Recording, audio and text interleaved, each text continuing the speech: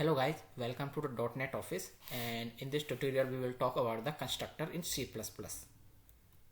So these are the objectives which we're gonna discuss into this tutorial. So let's start with constructor. What exactly is constructor? So constructor are member function, but we call them as special member functions. And why is that? Because these constructor are created when the object is created, okay, or defined, and they are tasked to initialize the object of class, okay. And the second thing, like that, as the name suggests, like constructor used to construct something, and what they construct the value of data member of the class, okay. And the thing which we have to take care, like the constructor should have the same name of the class, and they does not take any return type. They can have parameters, but they don't take any return type. So that's the prototype of the constructor. And suppose if you don't define any constructor in your class, so what compiler do? Compiler create automatically one default constructor in your class, okay. So you can see here the prototype of constructor. So what we have done, there is a one keyword class, then the class name which you can give anything, then access specifier, and this is the constructor. You can see the constructor has the same name as the class name, and they does not have any return type, okay. So this is the actually default constructor which we're gonna discuss into our next slide, okay. So this is the actual prototype of the constructor, how to define a constructor, okay. So these are the type of constructor in C++, okay. So let's start with the default constructor. So what exactly the default constructor is? In simple word, if I have to say, default constructor is a constructor which does not take any argument. It's called the default constructor. And when you don't define any constructor in your class, then compiler create one constructor which is default constructor. So here you can see this is the default constructor which we have created. It does not take any argument, okay.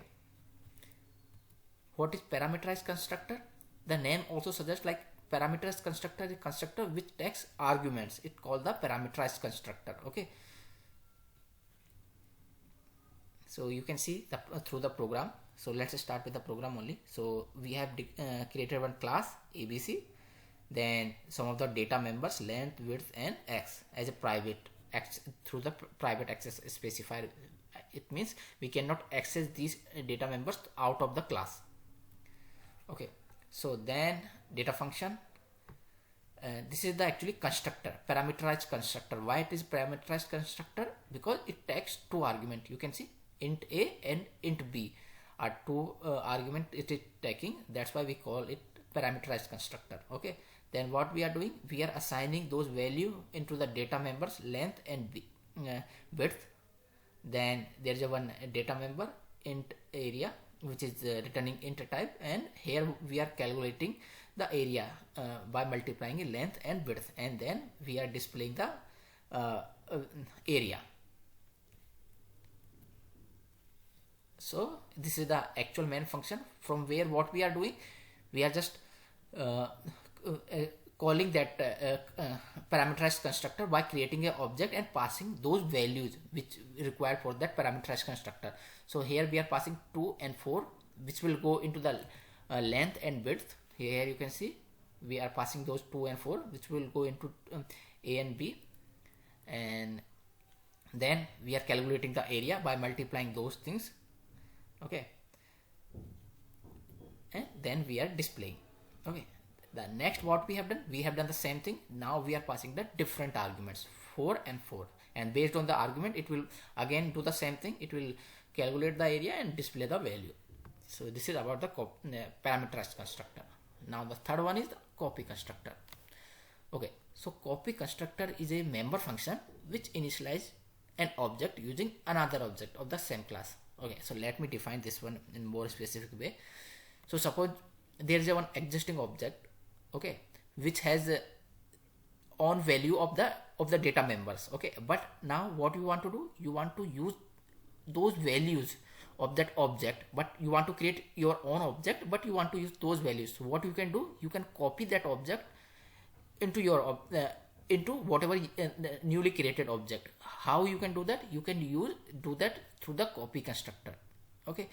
In the copy constructor, we have to pass that parameter, that object as a reference. You cannot pass that object as a value. Okay, we'll discuss in our new slide where through the program we'll understand this copy constructor. Before that, there is one more thing, like suppose if you don't define any copy constructor in your class, compiler create one copy constructor created by compiler. Okay, like a default constructor, compiler create one copy constructor as well in the class. So let's understand this one, through this program, this copy constructor. What we have done, the same thing. There is a one header file, then using naming convention. Okay, let me describe this also, why we use this namespace convention. Okay, so like in C++, there are lots of libraries are there. Okay, so now like in the lots of libraries, they have their own data types and functions, and there are some of the functions which has the common name into different libraries. So there no, I mean, to make sure there are no conflicts, we use this naming convention actually. So that's for we use it. Okay, so next thing is we have created one class with example. I mean, the name of the class is example. Then what we are doing, we are declared one data member, then one, this is constructor. You can see parameterized constructor, which because we are passing one parameter. Okay, then what we are doing, you can see this is the copy constructor. Why it is copy constructor? See, you can see here it is taking one argument of the class type only, because we are passing the you can see. Okay, let me first, so this is the copy constructor prototype, you can see here. Okay, then we are displaying. So let me make you understand more on this one. So first thing what we are doing, we are creating one object. Okay, and we are passing the value 2. So it will call the parameterized constructor which we have created here. So it will assign that the value of 2 into x. Okay, then what we are doing, we are calling the copy constructor. How it is calling calling the copy constructor, you can see here. Like first what we are doing, we are declaring one object C2, and we are copying the C1 into C2. So this will automatically call the copy constructor. Okay, now C1 will pass as a argument into this copy constructor, and that value of C1, like in the C1 we have passed this 2, and in the data member of this C1 the value would be 2 of, I mean the value of x for the C1 object would be 2. So here also what will happen, for the C2 also it will become 2 only, because we are just assigning that value into the for the newly created object as well. Okay, so that's how the copy constructor work. Apart from this, you can call the copy constructor in that way also. In this you can see here directly we are assigning C1 into C3, so it will also automatically call this copy constructor where the C1 will go as an argument. Okay, and it will assign those its own data members value into the newly created objects data members.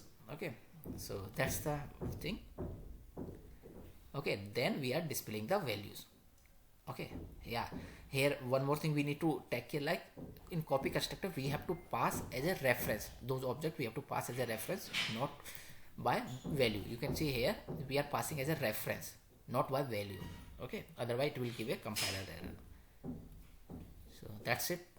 Thank you guys for watching this video. Please share your comment through I mean share your feedback through comments, and subscribe our channel. Thank you.